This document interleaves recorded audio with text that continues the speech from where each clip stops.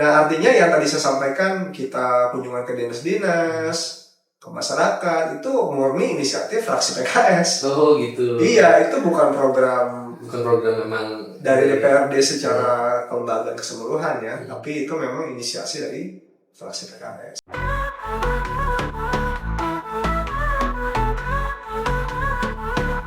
Assalamualaikum Bang Arif. Waalaikumsalam. Gimana nih kabarnya? Alhamdulillah baik. Kemarin setelah pelantikan ada agenda apa aja nih? Oke, baik. Jadi kan pelantikan tuh hari Senin ya, 2 September 2024. Pasca pelantikan kita lakukan rapat perdana fraksi. Karena waktu itu fraksi belum ada susunan pimpinan. Karena SK-nya kan memang baru kita terima ya. Dan setelah pelantikan itu kita lakukan rapat perdana. Ya waktu itu saya sebagai ketua DPD ya, itu merangkap pimpinan fraksi sementara lah begitu ya. Karena kan memang belum ada SK yang disampaikan gitu. Nah, di rapat fraksi perdana itu kita sosialisasikan SKDP PKS terkait dengan pimpinan fraksi. Jadi ketua fraksi itu Pak Ustadz Samsuri ya, SAGMA, dan sekretaris fraksi soal nanti Bu Yeni Kusumaningrum, SCAS, kemudian bendara fraksi Bang Ridwan Akbar, kemudian yang lain anggota fraksi. Nah, kemudian di SKDPP juga disampaikan tentang penunjukan saya pribadi sebagai wakil ketua 2 ya DPRD Kota Tangerang mewakili fraksi PKS, dimana sebagai partai pemenang ketiga ya PKS berhak untuk mendapatkan satu kursi pimpinan di wakil ketua 2. Nah, itu yang kita lakukan. Kemudian yang kedua, di rapat perdana fraksi kita juga mengevaluasi tata kelola fraksi ya, mulai dari setting ruangan, cek dokumen, barang-barang, evaluasi layout, ruang fraksi gitu kan, sampai bagaimana nanti kita melaksanakan kerja-kerja fraksi ke depan. Nah, dari situ kemudian ada beberapa hal yang kita follow up. Yang pertama, kita ada kerja bakti fraksi. Ada kerja bakti? Iya, jadi dewan-dewan dibantu staff ya. Kita listing mendata semua dokumen yang tidak relevan lagi, barang-barang yang mungkin perlu kita ganti, desain layout yang kita inginkan ya, sesuai dengan fungsi-fungsi yang ingin kita hadirkan gitu. Itu sih. Jadi itu rapat perdana, kita lanjut besok ada pekerja bakti fraksi, dapat berapa kantong gede tuh dokumen-dokumen yang mau kita mungkin sudah tidak diperlukan lagi ya, karena sudah tidak digunakan. Kemudian kita juga sudah punya layout dasar yang kita minta tim desain interior nih untuk membuat layout yang lebih bagus gitu ya. Nah, selanjutnya kita bersurat ke Sekwan untuk penggantian barang-barang, pengadaan barang-barang yang diperlukan, sama usulan desain layout untuk renovasi ruang fraksi. Ya, intinya kita merasa ruang fraksi itu adalah rumah kita bersama ya, rumah PKS di gedung DPRD. Jadi kita ingin rumah kita ingin senyaman mungkin ya begitu, supaya kita juga datang ke sana, bekerja, berkumpul, berkoordinasi, nyaman. Itu yang kedua ya. Yang ketiga, kita juga kemarin membahas tentang rencana kunjungan ke OPD, ke dinas-dinas yang memang menjadi mitra komisi yang selama ini kita gawangi ya, yaitu di Komisi 2 dan Serah Sejahtera ya. Jadi kita mendata dinas-dinas apa saja yang kita ingin kunjungi di awal, kita susun jadwal gitu. Termasuk juga kita menyiapkan jadwal untuk bertemu dengan Forkompimda ya, mulai dari APJ, Polres dan seterusnya. Dan insyaallah mungkin mulai pekan depan kita juga akan rencananya ya, ini belum dibahas sih, tapi saya juga akan usulkan gitu ya, kita akan lakukan kunjungan teritorial, jadi ke kecamatan-kecamatan supaya kita bisa bertemu dengan camat ya, sesuai dengan dapil masing-masing, bersama dengan pimpinan DPC gitu. Jadi biar Pak Camat juga mengenal dewan yang baru dari PKS dan juga pindahan DPC di wilayahnya gitu. Jadi kalau mungkin sampai awal pekan depan ini kita bareng-bareng terus nih, suatu fraksi datang gitu ya. Nah setelah itu praktika teritorial kita masing-masing ya, sesuai dengan dapilnya. Nah sejauh ini kita sudah melakukan kunjungan ke beberapa dinas ya. Yang pertama itu setelah kita rapat fraksi merumuskan berbagai agenda, kunjungan pertama itu kita ke Sekwan, Sekretariat DPRD Maluku. Kenapa? Karena yang memberikan support sistem buat kerja-kerja dewan tuh ya Sekwan gitu. Mulai dari ruangan, tata kelola, pengamanan, protokoler, persidangan, dan berbagai hal lah. Nah di pertemuan dengan Pak Sekwan itu kita sampaikan beberapa evaluasi kita ya di pekan pertama kita bekerja gitu. Itu kemudian setelah itu kita juga ke Dinas Kesehatan menyampaikan beberapa hal yang menurut kita perlu menjadi atensi ya dari Dinas Kesehatan. Kita juga mendengar aspirasi karena bisa jadi kan dari dinas-dinas ini ada hal yang mereka butuhkan, yang dibutuhkan oleh dinas-dinas yang selama ini mungkin belum bisa terakomodasi gitu ya, yang barangkali bisa kita perjuangkan di legislatif gitu. Nah kalau ke Dinker kemarin kita yang sudah kita soroti pertama adalah mutasi BPJS Kesehatan khususnya buat warga yang terdampak PHK. Kan biasanya kan kalau orang PHK itu BPJS Kesehatan di kantornya kan berhenti itu. Ya walaupun kemarin ada info waktu kita ke Disnaker itu bisa sampai 6 bulan itu masih bisa dilanjut sebenarnya. Tapi kan tergantung perusahaan juga ya. Kalau udah langsung di-cut ya selesai kan gitu. Nah jadi kita ingin supaya peralihan dari BPJS penerima upah kesehatan ya ke PBI, karena mereka kan orang tidak bekerja gitu ya, tidak ada penghasilan, itu bisa dipermudah gitu. Tentu saja dengan administrasi yang sesuai ya, misalkan kayak surat berakhir pekerjaan, Pak Haring gitu kan, jadi memang valid lah gitu. Tapi intinya kita berharap warga kota yang terdampak PHK mereka tidak kesulitan mengakses layanan kesehatan. Gitu.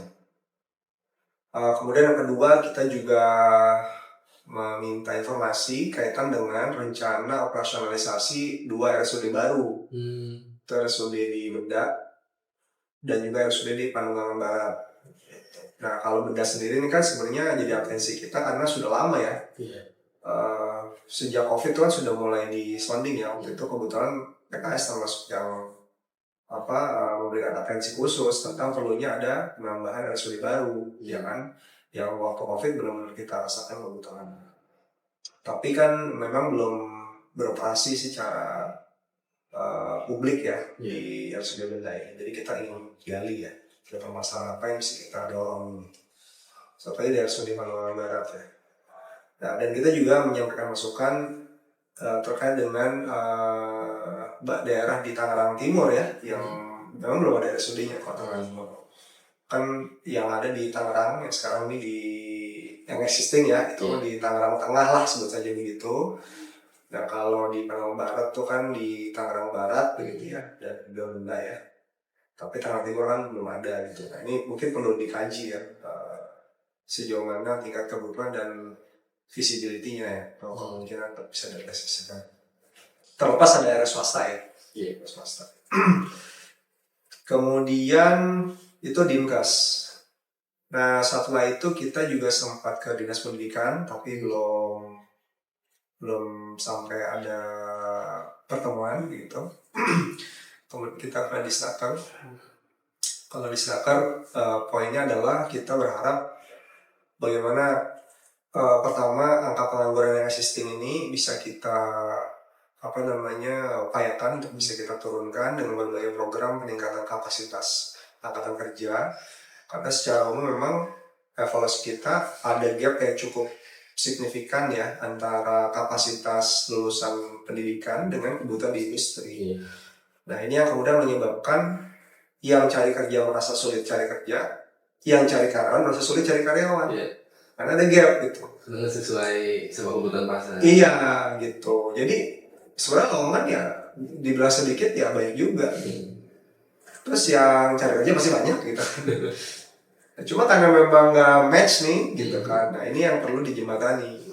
Nah makanya kemarin di forum itu saya pribadi menyampaikan lesson learn atau pembelajaran dari program 3-in-1 yang sempat waktu itu digagas oleh Kemenkarya dan Kemenaker, difasilitasi oleh anggota DPR RI fraksi PKS Pak Dr. Mulyanto ya, terus Kemen 3-in-1 gitu. Jadi justru dimulainya bukan dari program pelatihan dulu, tapi justru dimulai dari hilir dulu gitu. Jadi dari Kementerian Perindustrian waktu itu mengumpulkan pelaku industri, menanyakan mereka kebutuhan personilnya seperti apa, kualifikasinya bagaimana, jumlahnya berapa, sebarannya di mana gitu. Nah, setelah itu dibuat MOU. Kalau kita bisa siapkan SDM dengan kualifikasi jumlah yang dibutuhkan seperti yang disampaikan oleh pelaku industri, mereka harus siap menyerap gitu. Nah, dari MOU itu baru kemudian diformulasikanlah program pelatihan dan sertifikasi. Sehingga di ujungnya itu di hilir sudah disiapkan, bukan baru dipikirkan pasca pelatihan gitu kan. Nah, sehingga benar-benar output dari program pelatihan dan bukan cuma pelatihan ya, sampai sertifikasi profesi ini bisa berujung atau berakhir dengan penempatan tenaga kerja di industri, dan itu artinya memang efektif begitu kan. Memang tujuan dari peningkatan kapasitas ini untuk pelatihan, pemagangan, sertifikasi, ujungnya semua kan penempatan gitu.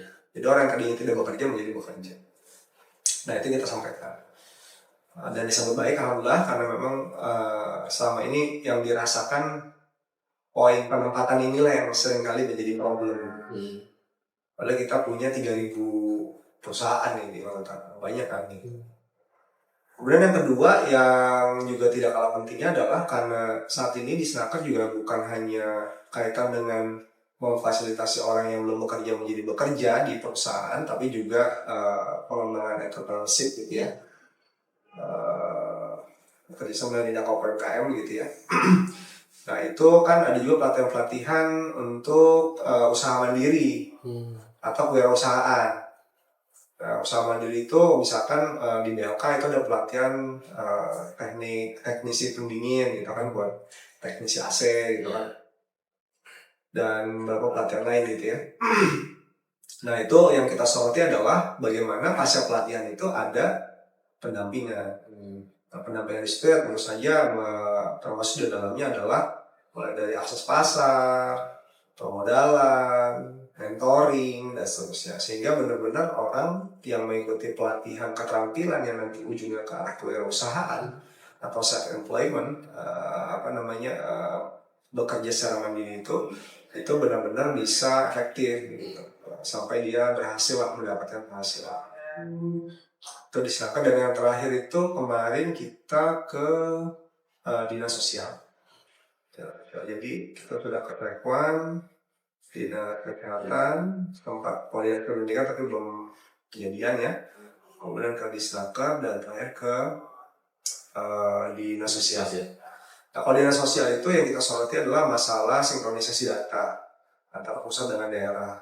Itu karena penyaluran atau pengguliran program sosial, baik yang bentuknya perlindungan sosial, pemberdayaan sosial, maupun juga rehabilitasi sosial itu tentu saja harus berbasis data gitu. Nah, seringkali data ini kan ada gap ya, yang perlu disinkronisasikan, sehingga dengan sinkronisasi data pusat dan daerah harapannya tidak ada yang tumpang tindih, atau sebaliknya ada orang yang membutuhkan tapi tidak tercover. Jadi memang harus saling melengkapi gitu. Dan kita apresiasi ya, di Dinsos itu program pemberdayaan sosial itu cukup jadi atensi, dan itu bagus. Karena kan kita inginnya orang itu bukan hanya dikasih ikan terus, tapi bagaimana mereka bangkit, terentaskan dari kemiskinan, bahkan bisa membantu saudara-saudaranya yang lain gitu. Nah, itu kan pemberdayaan. Dan secara umum kalau saya pernah diskusi dengan beberapa pelaku social entrepreneur begitu ya, pemberdayaan ini memang nggak setiap orang atau setiap lembaga itu siap, karena nggak bisa cepat. Beda sama bagi-bagi kan. Bagi-bagi kan asal ada dibagi, kita bagi, laporan selesai udah.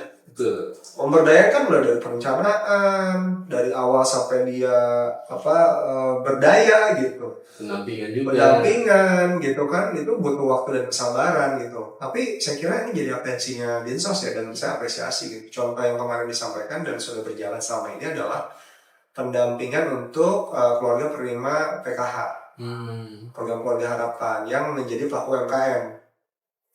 Nah, jadi penerima PKH yang menjadi pelaku UMKM ini diberikan program pendampingan UMKM. Jadi bentuknya pelatihan, mentoring, dan seterusnya sampai usaha mereka itu bisa scale up lah.